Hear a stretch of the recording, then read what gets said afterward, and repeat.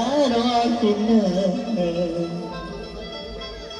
มือสาวหาแก้วอีเบแก้วอีเบอย่ามาจับกูมันสิเก่ามือกูคิดทอดเด้คิดทอดแม่คิดทอดหลายโนเด้เด้ถึงข้าโนมีดวนมาหมายความเอาอยู่กับพ่อกูมีความสุขเสมอเมตาเอ้ยกับเพื่อนเฮาเถิดนะกับเพื่ออยู่น้ำบุตรเบสิให้กันแม่กับแม่จังไดมั้ยกับเมื่อกระทุกยากคือเก่ากับเมื่อบ่ได้ดอกสางยี่ยางนอนักจึงคอยหาบิดาเจ้าสร้างมาทุกสิ่งทุกอย่างอะไรบัวเมาแต่น้ำสูบ่รู้ตุนบ่นอลูก่อนไปดูวัน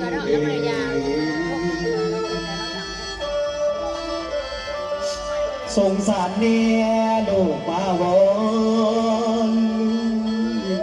ให้กลับคืนนอสู่บ้านเธอเจ้าอีเบโอ้โนเมบอกลาอยู่นอนนำเลยลูกคุณแม่บอกอยู่นอนเนาะโอ้เก่งแม่จะไปขาไปขายเอาความไปแล้วไม่รู้มาพอเจ้าสาโดยอย่ามาเปิดแม่แม่ไม่ยอมรับว่าถึงกับเป็นอีกช่วยน้องไม่นั่นเลย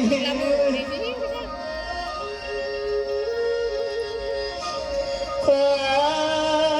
ยเมื่อว่าเท้าดีโดเกือบมัว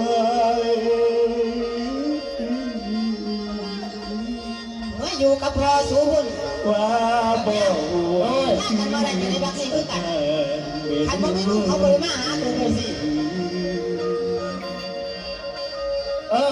อาคิดว่าเขานี้อยู่หรออันโอ้ยไล่สอนน้อยบ้างนี่เอาคืนเอาลูกเมียสาครขอเงินมาทำได้ไปทั้งนั้นโดยไว้แล้วหาได้ไอ้พ่อมาแล้วไรมันถึงจากบ้านจากเพื่อนถูกขยันมันสิเก่าสิบองแล้วเพื่อนพูดตรงนี้นี่เด็กลูกสองคนบ่คิดว่าแม่สิเป็นโนเบบี้มีผัวเลวเป็นลูกเป็นเต้าเราขอคนใดบ้านบ้านเหรอเขามาอย่างนี้ไรมันหนีจากบ้านจากเพื่อนเขามันแม่คือโปรดกระโดดที่มีพ่อบ่สงสารเมฆำอื่นเขามาขอทานจากลูกคนในร้านคนในมาวนพร้อมทั้งสองน้องคุณบ้านที่เด็กคือขนมเอาจากสี่นวลอันว่าเขามาขนาดตุ้มหัวใจไว้สองบ่เห็นทางใดพอโดนเจ้าแช่วเก๋เก๋กันเขาจะได้เงินแต่ท่องพอละบ้านโนเทในตอนนี้แม่ได้สั่งโอ้ดีแม่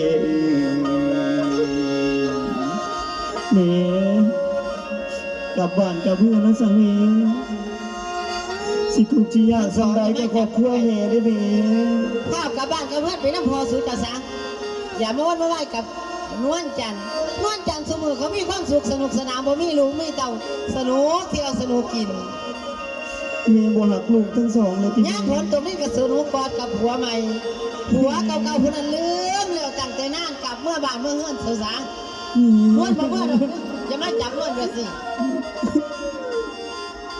มารู้เรื่องจังไหนเดี๋ยวบอกลงมาลงมาเด็กหน่อยมันอยู่สองคนมาลูกไรนะดีสุขบดี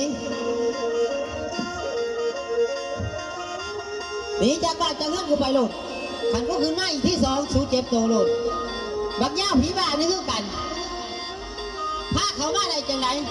บอกพามาจังไหนแล้วมันคุ้มข่อยมาเนี่ยว่าจะมาหาแม่ บักผีบ้ามึงนั่น มาแล้วไปว่าบ่แม่นแม่โอ้ยอีหามเอ้ยรู้หมดผัวก็ลงไล่ผัวหนีลูกมาหากันยังว่าบ่แม่นลูกอยู่อีหามึงนี่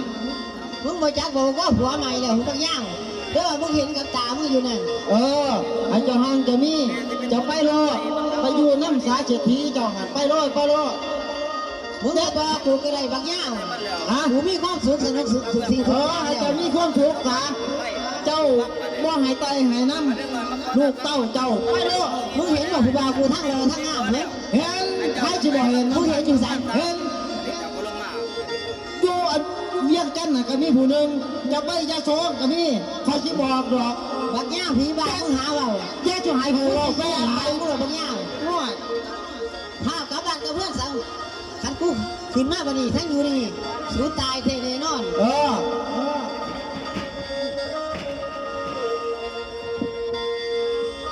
โอ้อีห่าเก่งเลยเด้อละจะเดินผู้ลุงพ่อว่าจังสี่ลูกว่าจังสี่ไปลูกเลยว่าเขาภาษาถ้าอยู่จักหน่อยมันสิ บ้าได้ยินเสียงเด็กหน่อยให้ลูกเต่าเรากอผู้ใดน้อมาให้มาห้องอยู่เฮือนแม่เศรษฐีนี่ อ๋อ ได้ยินเสียงให้อยู่แจ้วแจ้วมันเป็นลูกเต่าเรากอผู้ใด ลูกน้องมันผู้ใด เอา ไม่หยัง ขอเย้า เออ เจ้ามาเฮ็ดหยังอยู่นี่ เอาผ้าเด็กน้อยนี่มันนั่นหาแม่มัน โอ้แสดงว่าเด็กหน่อยสองคนนี่ แม่ พามานำหาแม่ เออ แล้วแม่มันเป็นผู้ใด แม่มันซื้อนวลน่ะเด้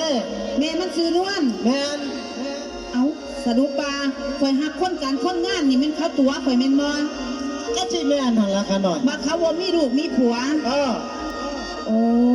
คอยบอกอยู่ว่าเขาหันนี่คอยนี่มันบ่มียังว่ากันยังว่าบ่มีเจ้าคือบ่เอาคอยผู้เดียวสั่น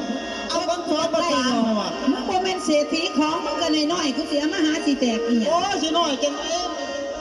ฮะก็ใหญ่อยู่ได้ มันใหญ่นี่มาให้เบิ่งเลยนะ โอ้ก็ทำนี่ดี เอาจังซี่ ๆเอาจังได เด็กหน่อยสองคน เออ มานำหาแม่แม่นบ่ลูกหลา แม่น คันมานำหาแม่แม่เจ้าซื้อนวลบัดพ่อเจ้าละซื้อหยังล่ะ พอสิสมพงษ์ พ่อซื้อสมพรคันจังสั่นบ่เป็นหยังบักหลาแม่สิให้พวกเจ้าเมื่อได้อลูกเด้อเรื่องแม่เจ้า อีนวล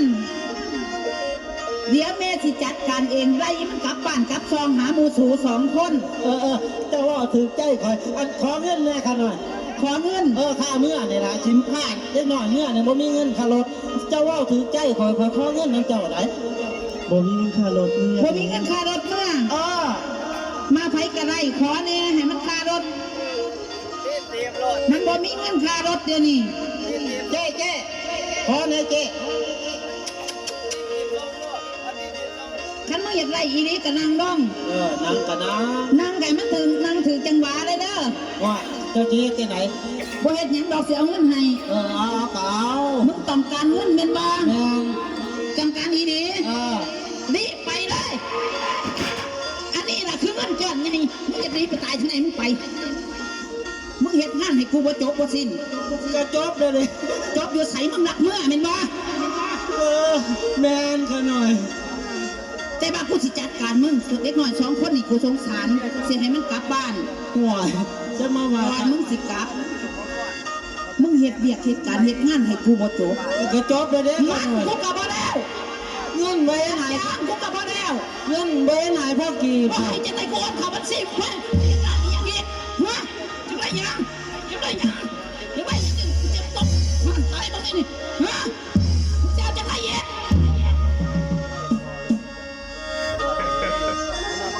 นับตั้งแต่มื้อนี้กูบ่ได้เสียนักหนามึงบักยาว นับแต่ใจมือนี่มันบอกจะทอนมืออื่น แม่น นับมา 1 2 3 1 2 3จะเศร้าเลยนับจะนับอยู่ ให้คุณเอาพอใช้เดี๋ยวนี้เอาบ่ นับพอมือ เอาบ่ บ่ น้ำมันแสบฮะน้ำมันมือนี่นะคือมือไปมึงอย่างนี้ไปตายเนี่ยไปขอท่านเล่นไปมึงไม่คารถมึงก็ว่าต่อเมื่อมึงก็ยางเอา ถ้าจิป๊อบแล้วป๊อบโลดบังหำพูดนี่ก็ยิ่งถูกเอาไว้แล้ว บักลาแม่สิบอกเจ้าให้เมื่อสรุปเรื่องแม่นวลของเจ้าเดี๋ยวแม่สิจัดการเอง โดย แม่การะเกดสิจัดการเองสิได้ยิ้มกลับบ้านกลับซองเพราะว่าแม่เศรษฐีนี่หูความจริงนะพ่อกับแม่มึงมาหลอกกูเหตุการณ์เหตุงาน โดย ว่าบ่แม่นลูกแม่นผัวบ่แม่นลูกแม่นเมียให้พวกเจ้ากับเมื่อสรุปเดี๋ยวทั้งนี้แม่สิจัดการเองดอก โดยถามเป็นธุระในเรื่องเวที ก็เป็นหยังดอกลาไปเฝ้าเมื่อไปดูไปตะลุตนเนาะโอ้ยแต่อีตนเล็กหน่อย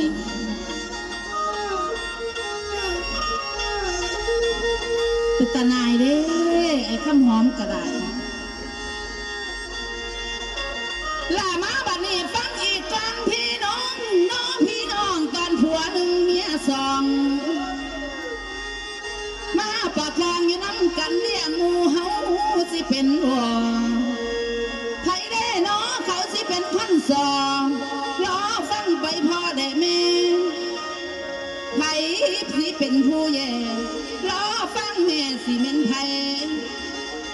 รับรองว่าบักคำหอมต้องนั่งให้ย้อนผัวหนึ่งเมียสองผู้หนักในสมองนึกว่าเป็นโนผัวคุณ